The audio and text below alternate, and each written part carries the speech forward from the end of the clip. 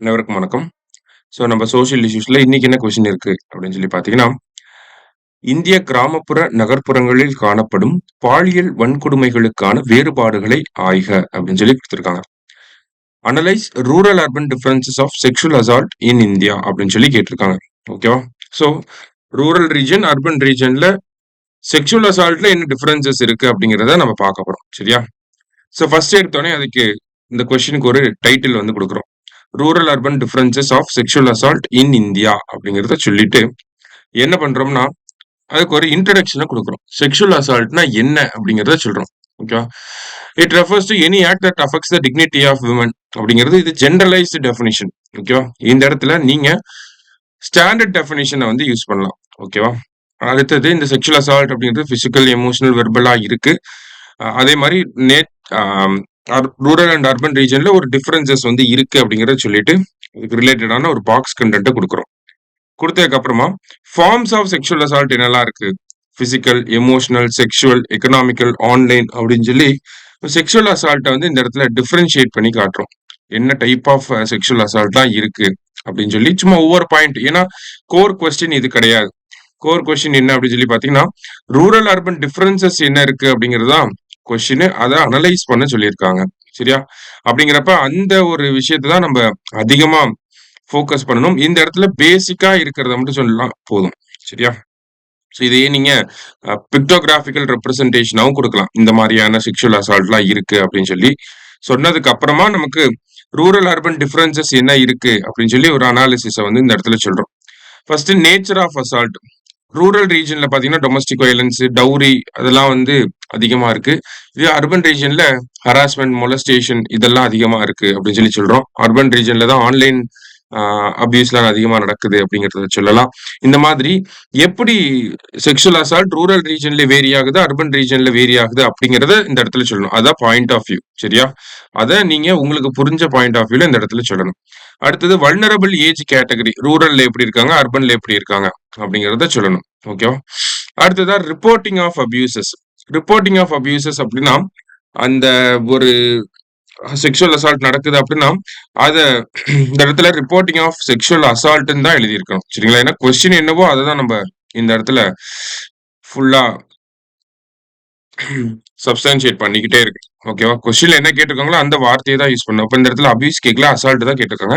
இப்ப reporting of sexual assault அப்படிங்கிறது rural ரீஜன்ல எப்படி இருக்கு, அர்பன் ரீஜன்ல எப்படி இருக்கு. ரூரல் ரீஜன்ல வந்து பாத்தீங்கன்னா பொதுவா இந்த மாதிரியான விஷயங்களை வந்து போலீஸ்க்கு இறக்கி எடுத்துட்டு போக மாட்டாங்க. ஆனா அர்பன்ல எஜுகேஷன் அதிகமா இருக்கனால டக்குன்னு போலீஸ் கிட்ட இன்ஃபார்ம் பண்ணலாம் அப்படின்னு சொல்லி எஃப்ஐஆர் ஃபைல் பண்ண போவாங்க. சோ அப்ப அந்த மாதிரியான டிஃபரன்சஸ் வந்து சொல்லலாம்.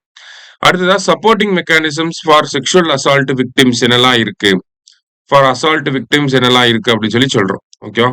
சக்கி, ஒன் ஸ்டாப் சென்டர் இந்த மாதிரியான அமைப்புகள்லாம் இருக்கு. ஆனா இது எல்லாமே எங்க எஃபெக்டிவா இருக்குன்னு சொல்றாங்க, அர்பன்ல தான் எஃபெக்டிவா இருக்கு, ரூரல்ல இல்ல அப்படின்னு சொல்லி சொல்றாங்க.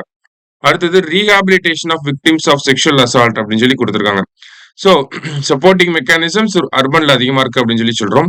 ரீஹாபிலிட்டேஷனை பொறுத்த வரைக்கும் பாத்தீங்கன்னா அபியூஸ், எக்ஸ்ப்ளாய்டேஷன் ஆனவங்களாம் வந்து இந்த மாதிரி மிஷன் சக்தி, அதுக்கு கீழே இந்த சக்கி, ஒன் ஸ்டாப் சென்டர் இந்த மாதிரியான திட்டங்கள் மூலியமா அர்பன் ரீஜன்ல அதுக்கு நல்ல ரீஹாபிலிட்டேஷன் இருக்கு. அந்த ஒரு இன்டகிரேஷன் அப்படிங்கிறது ரூரல் ரீஜன்ல கம்மியா தான் இருக்கு. இன்டர்ஃபரன்ஸ் நல்ல ஊடுருவி அந்த விஷயங்கள் இருக்கா அப்படின்னு சொல்லி பாத்தீங்கன்னா கிடையாது அப்படிங்கறத நம்ம சொல்றோம். அடுத்தது role of NGOs in addressing sexual assault அப்படின்னு சொல்லி கொடுக்குறோம்.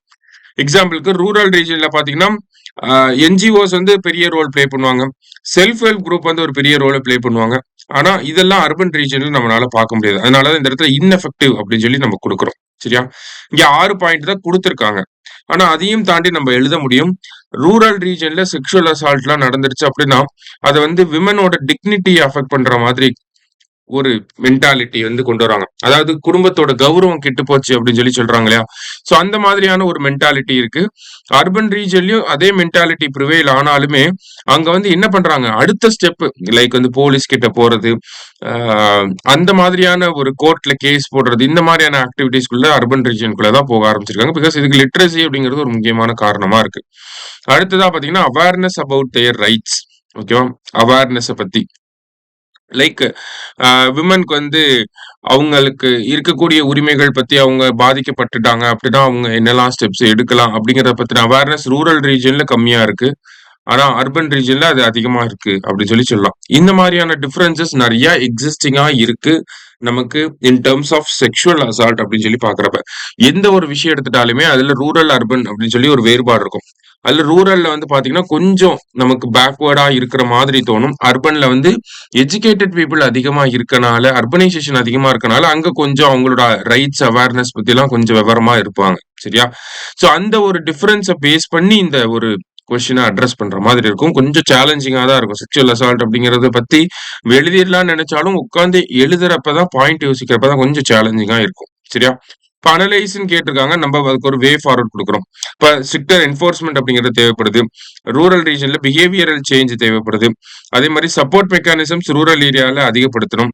அதே மாதிரி லோக்கல் கவர்மெண்ட், எஸ்ஹெச்ஜி இவங்களோட பார்ட்டிசிபேஷனை அதிகப்படுத்தணும் அப்படின்னு சொல்லி அதுக்கு உண்டான ஒரு கன்க்ளூஷனை வந்து நம்ம கொடுக்குறோம். சரியா?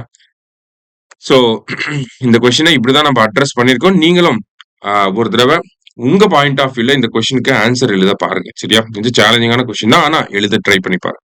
Okay, thank you. Suresh IAS academy, வெற்றியின் முகவர்.